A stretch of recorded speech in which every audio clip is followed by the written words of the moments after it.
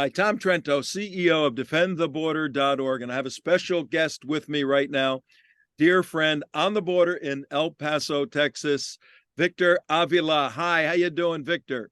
I'm doing great, Tom. How are you? I'm saddened as to what's going on. You're there, ground zero in El Paso. Before we get started, tell the folks a little bit about yourself. I know you're running for the U.S. Congress in District 23 in Texas, largest district in the state of Texas, but you also got a very fascinating background in law enforcement. Give us a brief overview. Well, I'm a retired special agent with Homeland Security Investigations under ICE, and I've worked in law enforcement all my adult life at different levels, at the county level, state level, federal level, and international level as a U.S. diplomat representing our government in Mexico and Europe. And so I bring a very good grasp of the cartels, illegal immigration, the threat and national security that we face in our country today.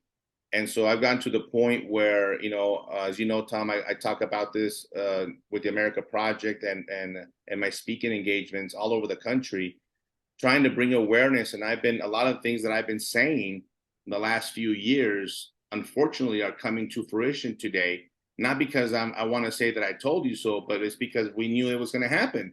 And it's because of the policies of this administration that we are now seeing the bloodshed at our border. We're seeing the death. We're seeing the human trafficking, child trafficking, the fentanyl, the meth. But the big picture is the national security and the weakening of our country because of China, Mexico, Cuba, Venezuela. That's the big picture. This is what I want to do in protecting our country, as I have most of my life. And, I almost lost my life in Mexico at the hands of the cartel. And I never really identified myself as a victim, but I fell victim to the cartels. But I became a victor, just like my name. And I never took on the role of a victim. I actually became stronger to want to do something about this and defend us and continue to defend our sovereignty, because we're losing it as we speak. And let me tell you, the conditions here in El Paso right now, as we do this, is the worst I've ever seen in my life. I'm born and raised here, and I've never seen what is happening here today. And it is completely unfathomable that our own administration would ignore our laws, would ignore our Constitution, legislatively pass laws through our system and our legal system and our legislative system. It's being ignored completely. Asylum criteria, immigration law, child endangerment laws. It is really to the point where now you're going to have all these individuals illegally present in our country, over 7 million, maybe 8 million by the time we're done after this week. And they're not just here in Texas. A lot of them stay here, but they're going everywhere in the country, and every state has become a border state. But what does that mean? Well, it means that local communities will be affected at every level with the schooling systems, their healthcare systems, and of course the criminal justice system. Just here alone in El Paso, there was a chickenpox outbreak and tuberculosis outbreak within the group of the 2,500 that were there. I mean, these are things that we never had to worry about in years in this country. Dengue fever, flesh-eating bacteria, and other diseases that, by the way, the county hospital here in El Paso is overrun, but not by Americans, by people from 150 different countries. And let me tell you, I went down there and I was talking to a lot of them, mostly from Venezuela, Nicaragua, Colombia, Brazil, China, Africa, Uzbekistan, some from Europe. But you notice who I left out. No Mexicans or Central Americans. And that's what I want people to understand. Where are they? Well, they're being smuggled. And people don't remember that the smuggling and the avoiding of detection is through the roof. And they're coming in between the ports of entry at every opportunity they have, because Border Patrol is not there. They have stripped them of their authority. They have stripped the authority of ICE, enforcement removal operations, the other division of ICE that are supposed to be doing the enforcement in the interior of the country. They don't have any resources. HHS, Health and Human Services, They don't have any beds. And so when Border Patrol does this intake and interdiction, well, they have to pass these people on. And they're going to issue an NTA, a notice to appeal, and all these things are going to happen. Well, guess what? The other entities do not have the resources to do it. So you hear a lot like, well, we need more Border Patrol agents. Well, we need more funding, more resources. Yeah, but it's not just Border Patrol. If you actually gave Border Patrol all the resources and what they have and allow them to use what they have, you need to give the other portion of the process that those resources as well. So it is chaotic. You will see more death. You will see more bloodshed. Just before we started this video, there was a big shooting at the port of entry between the Gulf Cartel and the Mexican military on the bridge. Some pretty stunning images from America's southern border. And the high-ranking drug cartel leaders' arrest igniting gunfights on the Mexican side of the border. The violence escalating to the point of temporarily shutting down 2 international bridges. The sounds of gunfire piercing the night in Nuevo Laredo. Gang members paralyzing traffic with spike strips. Charred tractor trailers lining the highway. This is how brazen the cartels have gotten. They don't see borders anymore. They're not afraid of the U.S. Law enforcement personnel. They will strike back, and somehow the administration, Biden, Mayorkas, they don't seem to care, and they don't have any care for human life. If they did, they would secure the border and seal it. Secure the border and save lives for sure. This is Tom Trento with Victor Avila, and Victor alluded to the fact that he survived an assassination attempt by the cartels. His partner was shot and killed. Victor was shot up. You have to go to Agent Down, Google Agent Down, and watch the 45-minute documentary, the story of Victor's victory through a near-death experience. You're helping out as an analyst and subject matter expert at the America Project, good friends of ours. You've dedicated your life to law enforcement. Victor, our folks that watch us, follow us, like the straight, honest, information. Why, after Tom Homan and President Trump secured the border in 2017 and 18, the most secure border ever in our history, why, with a stroke of the pen on day one, did President Biden reverse everything? Why are they obliterating the sovereignty and national security of our southern border? I get this question a lot, and at first I thought, well, it's because they want all these votes from the illegals. Maybe so, maybe that's still the key. But really, I think they hate America, and they want to be the elitists. They want to be the ones in control. So why not let all these people from all over the world that into the country where they would have control over them? They're disrespecting our laws. They're disrespecting our sovereignty, our own government. Aside from the 150 different countries, I have a big issue with them too. They seem to not recognize our sovereignty, because if it were the other way around, they would throw a fit immediately if the U.S. wants to go in, for example, to Mexico and take out the terrorist cartels. Oh, the first thing they cite is, well, we're a sovereign nation. Well, what about ours? We're a sovereign nation too, and they seem to ignore that.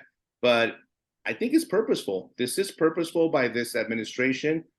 They're fundamentally changing the fabric of our country. It seems like if you're an illegal alien, we can't apply the law to you. You can get on. I just flew in with a bunch of illegal aliens in San Antonio, Texas. They're all getting on airplanes without any ID. You can't do it. I can't do it. Yet if you're an illegal person without any documentation, you're allowed to board a commercial airplane. You're allowed to fly with no documentation? How nuts is that? I'll tell you, that's one of the first things I'll change as a congressman. I would put an end to that. The first thing I do is put a bill. I cannot stand it. Why do we have this double standard? Because you're undocumented? Because you're illegal? And this administration, like you said at the very beginning, purposefully undid all the policies. Let's just start with Remain in Mexico policy. I mean, that's the first thing that has to be put in place to say, okay, we believe you. We need to check. We need to vet your information that you're saying. Well, that's not happening. I'd rather you wait in your home country or in Mexico while we allow you to do that, not the other way around. They don't care. They already gain access. Who's going to go ask them about credible fear in 5 years? It doesn't work this way. Unbelievable. Absolutely unbelievable. Tom Trento here, CEO of defendtheborder.org. Go to our website, defendtheborder.org. Victor, where should folks go to learn about you and what you're doing and follow you? Absolutely. Please visit victoravilaforcongress.com. You could follow my race there. You could also go to agentunderfirebook.com. That's the title of my book, Agent Under Fire, agentunderfirebook.com. And follow me there on social media. I'll post some videos. I'm going to send some to Tom. It's incredible. I've been touring this border for all my life. And we have this big, beautiful wall in El Paso, by the way. But what good does it do when you open the gate and allow them all in? It's mind-boggling at this point. Sometimes I go down there and I go through all these emotions, and you'll see it on the videos. Like, is Victor upset? Yes, I'm upset. I'm very upset. Title 42 is lifted, and the surge is already here. It's been here for the last 2 years. And what you see behind me is a truck. It looks like I don't know who the sponsor is, Red Cross or somebody, to feed these individuals who are out here. It's hot. They're thirsty. They're hungry. But this is what the Biden administration has done at Mayorkas. This is the inhumane conditions that they want to put people in. This is not America. This is my hometown.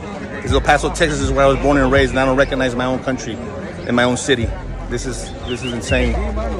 This has to change, and it's a policy driven. It has nothing to do with laws. It has nothing to do with immigration. It really has nothing to do with border security. If you think about it, border security is a whole different issue. We still have to secure the border and have immigration.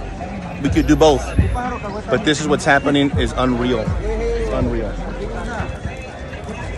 Stay tuned for more. Oh yeah, you got a truck delivering. Con permisito. Perdón.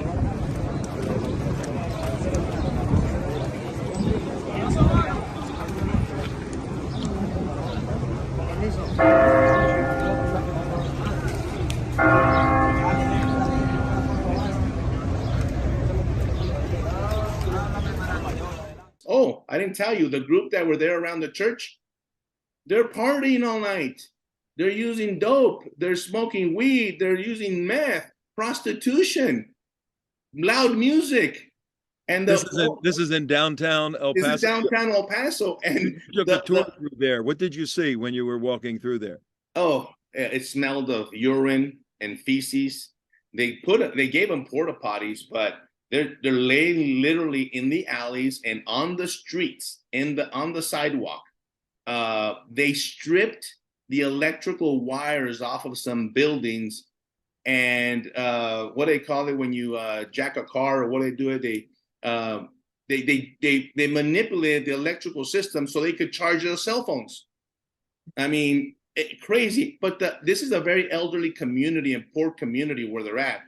The elders can't get into their apartment or out. They're blocked by the illegals, and the illegals are trying to break into the apartments and steal. I personally saw an arrest by El Paso PD arresting an illegal alien who was a gang member. This is the part that you will never hear in the mainstream media. You won't hear the mainstream media, and also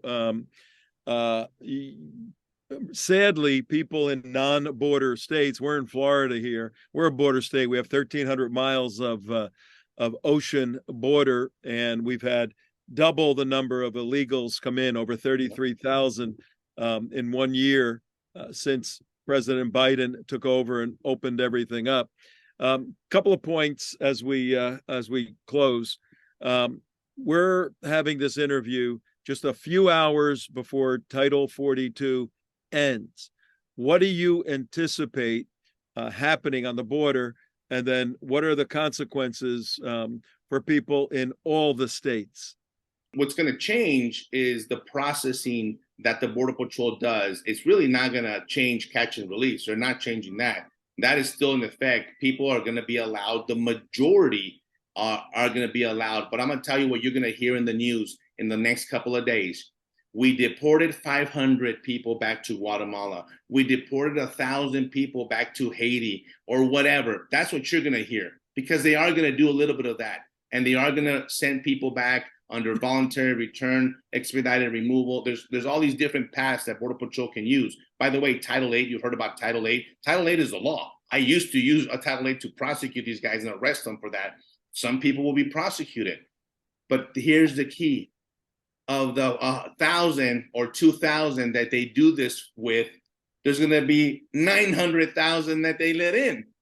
So it's smoke and mirrors. It's a game. You're not going to fool me, and I don't want people to be fooled by this, because you're going to hear that. Believe me, the mainstream media is going to shove that down their throat and set the narrative. Oh, they secured the border, Title 42, and so now they're sending people. I saw the airplane. Look, it's full of illegals. Yeah.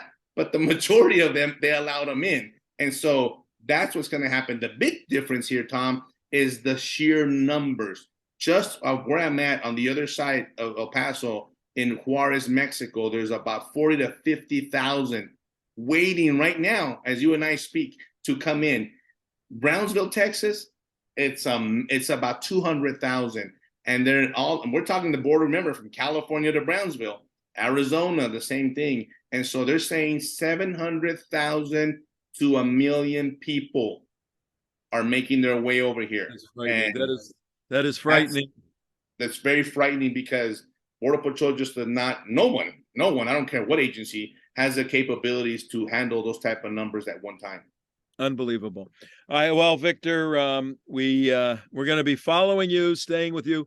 And by the way, folks, in June, Victor is part of our contingent, part of our team. Tom Homan, Sarah Carter, Victor, and several other national security experts on our way to Israel to be briefed by the Israeli officials on border security. They live in a tough neighborhood. They're having a tough time right now, but they've learned how to secure their borders. We're going to go get briefed by them, go to all the 5 borders, then come back and utilize the Defend the Border campaign is mobilizing a grassroots operation to educate tens of thousands of Americans to do something now.